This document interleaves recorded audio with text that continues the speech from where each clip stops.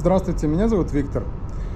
Я сейчас буду ехать на работу и немножко рассказывать о себе. Я родился в городе Молодечный в 1979 году, в декабре. Сразу после рождения, мне был годик, наверное, мы переехали тогда еще в Ленинград, нынче в Санкт-Петербург, потому что отец учился в военно-морском училище. Через 2 года у меня родился брат, через 1,5. После того, как отец закончил военно-морское училище, мы переехали на короткий срок в Молодечно. После окончания училища отца перевели по распределению в город Балтийск Калининградской области, где я учился со 2 класса до переезда в США.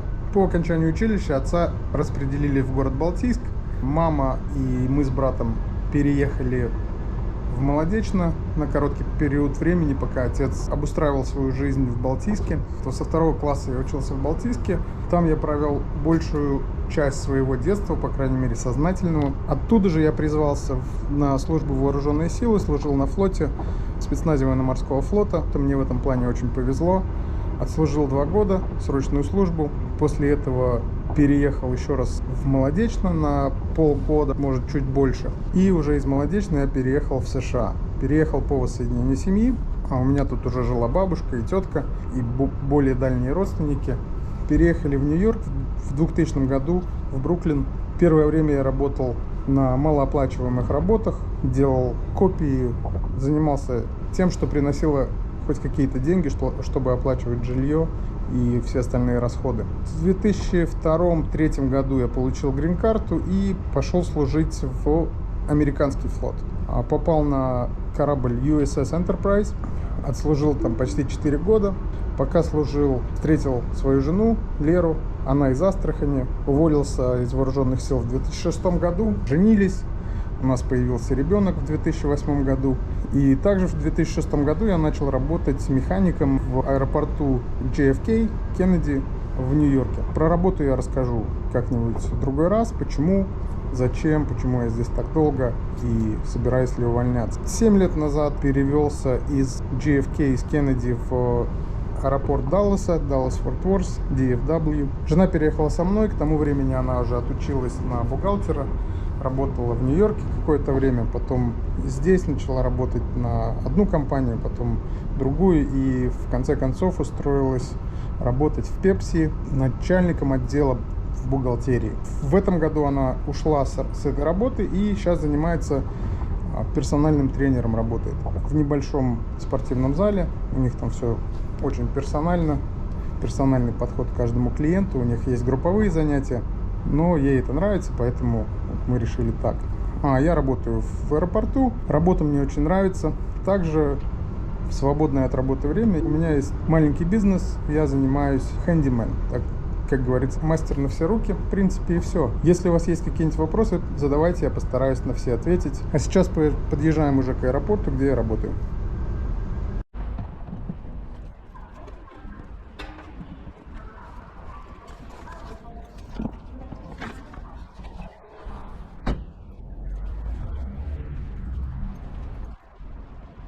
Приехал на работу.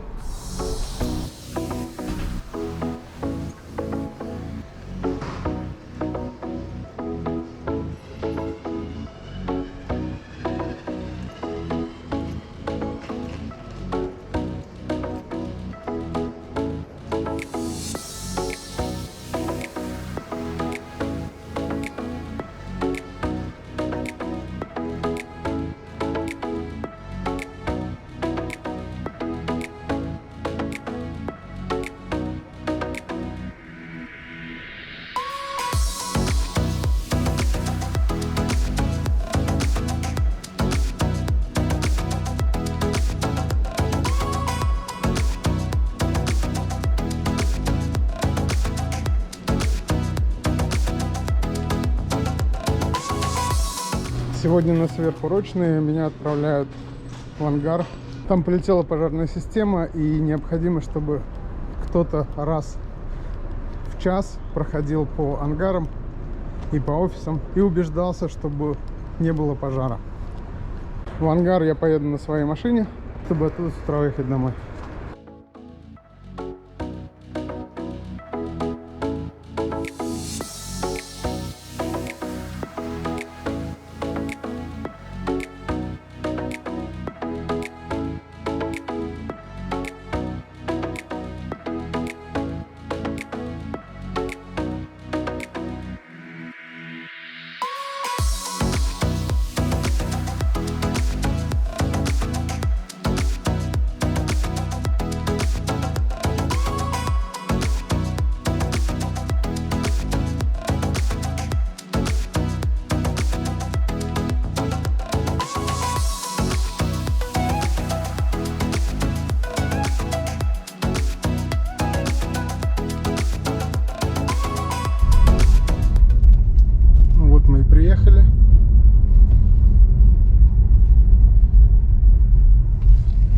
где-то запарковаться.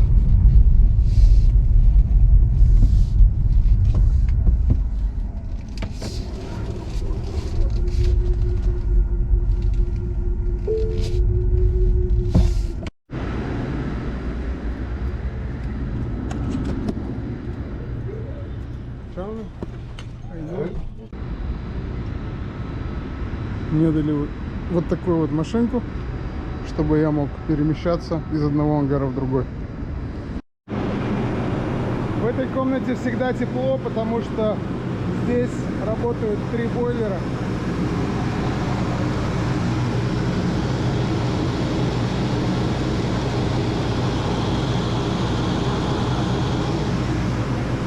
Которые сжигают газ и используются для отопления ангаров. Как вы знаете, в Техасе был апокалипсис, все заморозило. И одна из вещей, которая заморозила в ангаре American Airlines, это вот эта труба, которую уже поменяли.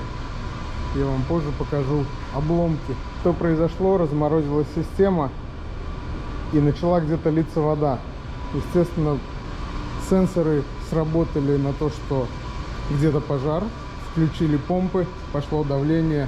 Труба тут уже давно стояла и явно не выдержала этого давления и взорвалась.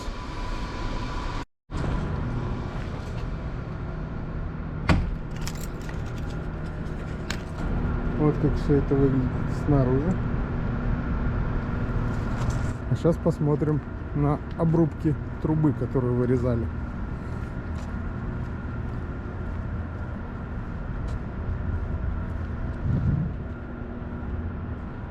Не по мелочи.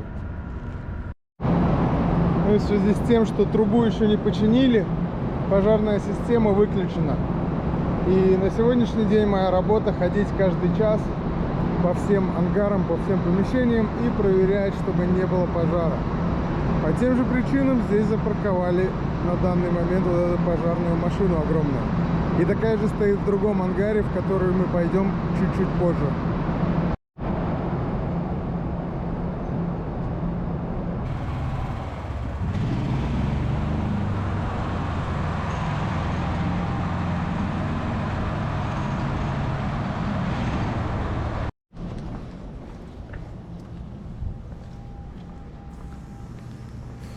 Я уже говорил, тут стоит вахта, смотрит за пожаром.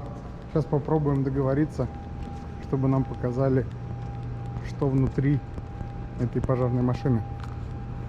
With a fire truck. So we're in the Striker 4500. I'll walk you through here what we got. Yeah. This is diesel engine with the hydraulic motors, right? Diesel engine with the hydraulic coolant and stuff. It doesn't have hydraulic motors. So it's like transmission and stuff? You know what? It probably does have hydraulic transmission. Yes, you're right. Yeah. Well, like I was in the Navy. We had those fire trucks, the smaller ones. Right. But they install it's actually hydraulic generator. Yeah. That'll drive each wheel had the motor. Okay. On it, hydraulic motors, and apparently it was for a reason, because in case of overheat, they will still work. So, as far as I know, we have a hydraulic transmission, but there you can see out there, you can see the hard links to the wheels. To the wheels, yeah. Okay. So, but yeah, 950 horsepower puts out the engine. Yeah. We've got our different. FLIR and stuff that I can use over here. It doesn't tell me temperatures, but it just shows me where the temperature differentials are, so I can know where the colder and the warmer is. Yeah. Obviously colder outside, warmer inside. This truck carries foam and everything, right? Yeah, we got about 500 gallons of foam, 250 pounds of dry chem as well. Oh yeah. So I have enough foam on here where I can go through 4,500 gallons 3 times. So I can use about 13,500 gallons of water. So I have to refill 3 times before I have to refill the foam. Okay. And the water you're using from the hydrants? Water's in the tanks as well. I got 4,500 in the tank right now. So I can use that 4,500 and then I have to refill. But I don't have to refill. How long will it take to dump it off? Well, it's a 1,200 gallon right there, and that's a 600 gallon per minute right now up on top. So I can put out 1,800 gallons at a time. So 4,500 divided by 1,800. Yeah, 3 minutes. 3 minutes. Yeah. Less than 3 minutes. Oh yeah. Through all the water. So, do you guys do that? Yeah. And like do practice and everything? Yep. So yeah, each one of these, this is set up to where I got, I can do 180 side to side. I can keep it up high here, and then I can also have the feature where I can do it on a low attack. It'll pop down there to the floor. Yeah. And then I can spray, and I can do the foam carpet, and I can move my way forward to cover everything. And I can also bring it back up. Got a backup camera here. I got a camera here where I can do my seat on the side, seat on the left side, seat on the right side. Yeah.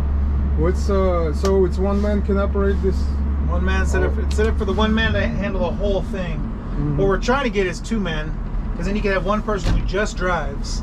Yeah. But I got a laptop over here. I work the laptop to see where the call is. I work both joysticks up here for both of these units. I've actually been on these and worked both of them at the same time before. Pointing them in the same direction, working the same things. That's cool. But it's set up for one man to do everything. That's pretty cool. It's crazy. Pretty big equipment for one man, Yeah, it is. It's a lot. And again, the whole thing, you're driving, you're pulling up, so if say we have an engine fire over there, I'm pulling up, I'm driving, and I'm dialing these things in here at the same time. I'm also trying to see, I can switch over cameras here to this one, to where I can zoom in and see,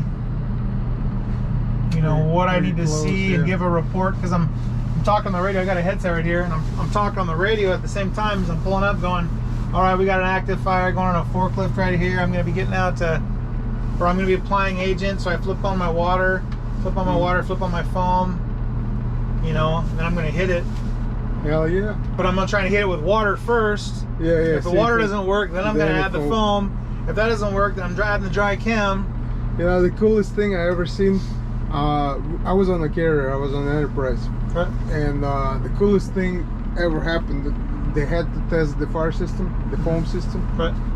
And it was like when they dump all the foam, it was like a 3 feet of snow all around it. And it's like, well, you guys have the deluge system in here. It makes the big bubbles. Yeah. Right. And that was cool. Then we had to clean it up. It wasn't that cool. It's a mess. It takes forever to clean it. Yeah. Because it's soap. It's basically soap, and you spray it, just keeps soaping. And we had I was aviation support equipment technician, and our equipment was stacked in pretty much the forward of the hangar bay. Right. And one thing is scrub the deck, another thing to get it out of the equipment. Oh my god, that was 3 days, trying to get everything out. I got 8-wheel drive on this. The rear wheels steer as well, so front and rear steering. So it must be pretty 60 small feet, radius. Yeah. 60 feet. Yeah. That's not too bad. But and I can also, if I really want to be careful, because I also have hoses on here, so I can.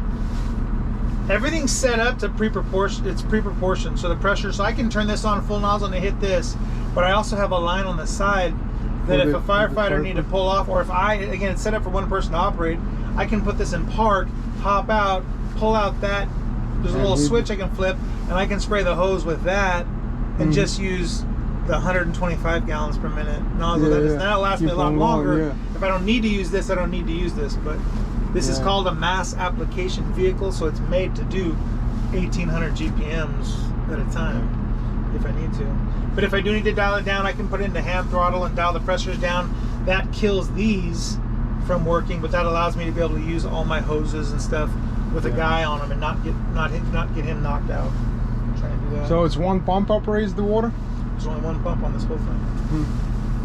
So inside there, there's a panel I can open up. I can show you. It's got all these orifices, and right now it's set up for 3% foam to mix everything. But I can bypass those and bump it up to a 6% foam if I want to. So it's going to be thicker. Correct. Thicker, yeah. There's another template in there that our mechanics can take out and put the 6% template in there. or I can just bypass it, and I have a little gauge on the side where I can adjust. Okay, if I want 6%, just go over. How many of those we got in the DFW? 8. 8.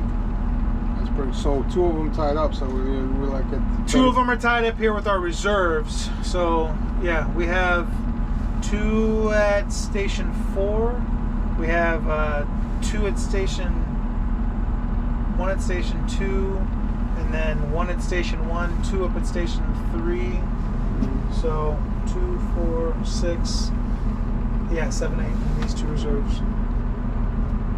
Yep. So when we respond on a call, they require us to have so much water and so many pumps that put out so many GPMs for every aircraft incident.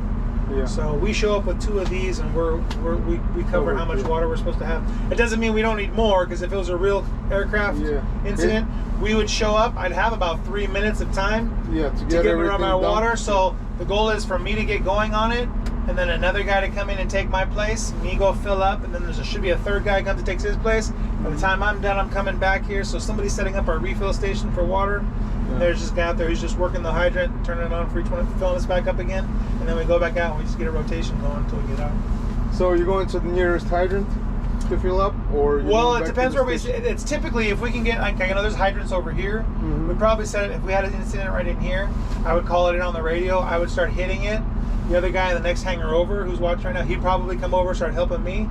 By that time, the guy from station 2 would be coming over here, and we'd have somebody set up the structure truck who's up at 2. Would probably come down here and start setting up a refill station off of the closest hydrant, like right outside the bay here, so that we could zip out, refill up, come back in, and just keep rotating until we hit it. How long will it take to refill this thing off the hydrant? It takes. We'll probably refill it in probably a minute and a half. Oh, really? Yeah. That's quick. I mean, it's pretty good. Again, it depends on the water pressure that we have, but we have really good water pressure out here. I know when we fill this thing up, I mean, it takes me probably 20 seconds to refill it from once the station's set up. Literally all you're doing is turning the water on, you're pumping it. So probably about 2 minutes. Yeah, like on the ship we had 150 psi normal working pressure for the thing. So out here we can get 180. 180, yeah. So yeah, it's which is a lot better than what they get in the cities. Oh yeah, definitely. The cities they get like 80, 75, sometimes even 60. You're lucky if everything works. Correct. And if we're dealing with an underground hydrant, that's like even worse. But we have plenty of above ground hydrants around out here as well. So that's pretty cool. We get pretty good access to stuff. Yeah. And how many people in your unit? In the fire department? Yeah. We have about 250 firefighters out here. But we have 3 shifts. We have 6 stations. We have 3 shifts, and there's probably 8 to 10 people per station. So 60, 180, and then we have administrative and people who are fire prevention, all that kind of stuff as well. So it's probably right around 240. Yeah. Right. Yup. And always growing. What it takes to take this job? Like you have to finish it's a certain certification, or you're gonna go to college and stuff?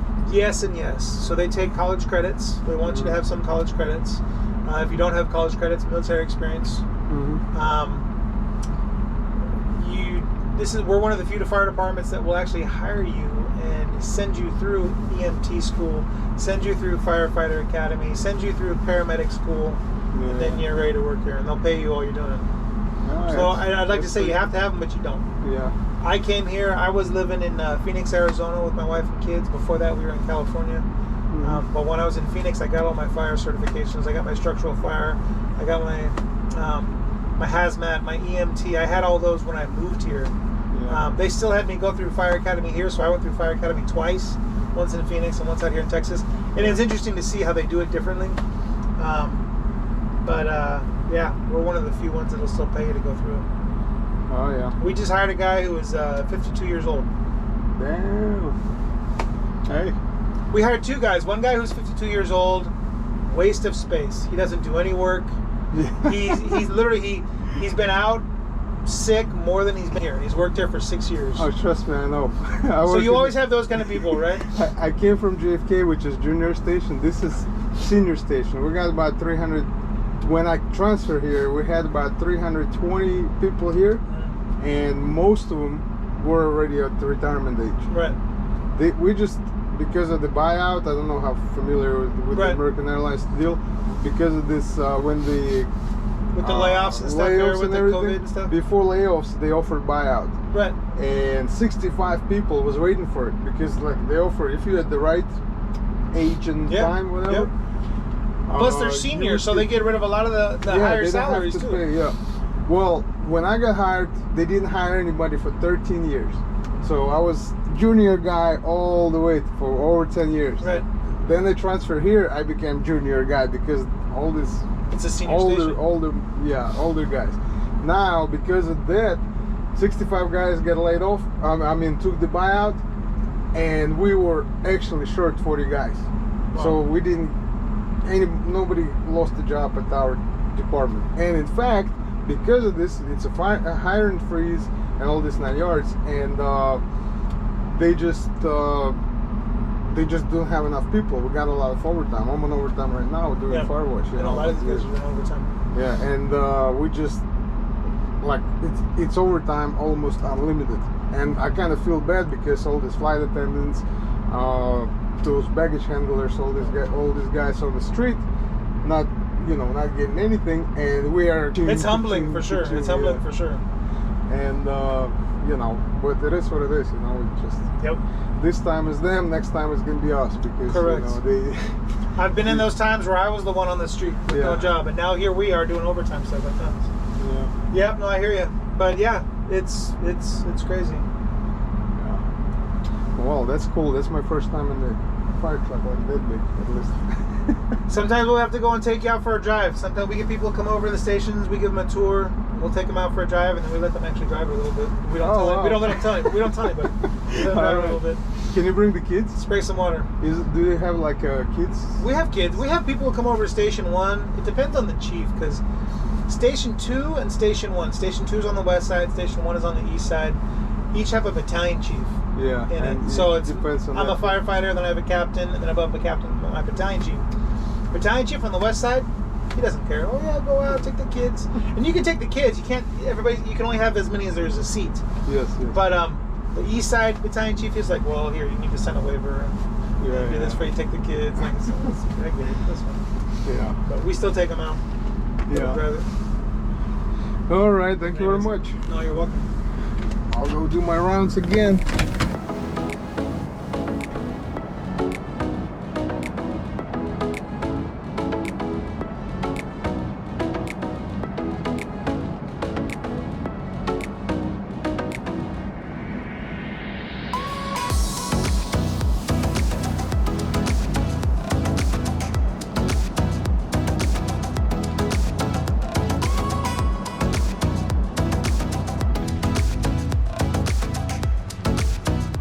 Здесь стоит одна из вышек управления полетами, одна из двух. Они абсолютно идентичны. Одна стоит на восточной стороне аэропорта, другая на западной. А сейчас я хочу сказать пару слов о том, чего ждать в будущем. Первое, то, что я хочу сказать, это то, что я не буду снимать видеоблог о жизни, как это делают другие, некоторые известные личности. Такого рода материала очень много на YouTube, и в принципе вы можете его посмотреть на других каналах. Если вам интересна работа, смотрите англоязычный канал. Ссылку на этот канал вы можете найти в описании. Я постараюсь находить какие-то более интересные темы для интервью, как вы только что видели. Если вам понравилось или не понравилось, или есть какие-то предложения, пожелания, обязательно сообщайте. Я все комментарии читаю, я все пожелания и предложения рассматриваю. На данный момент рабочий день подходит к концу. Я сейчас поеду, заполню всю необходимую документацию и, в принципе, сажусь в машину и еду домой. По дороге домой будет очень красивый восход, обязательно посмотрите. Ну и, конечно же, подписывайтесь на канал, ставьте лайки, жмите колокольчик. До встречи в следующем видео.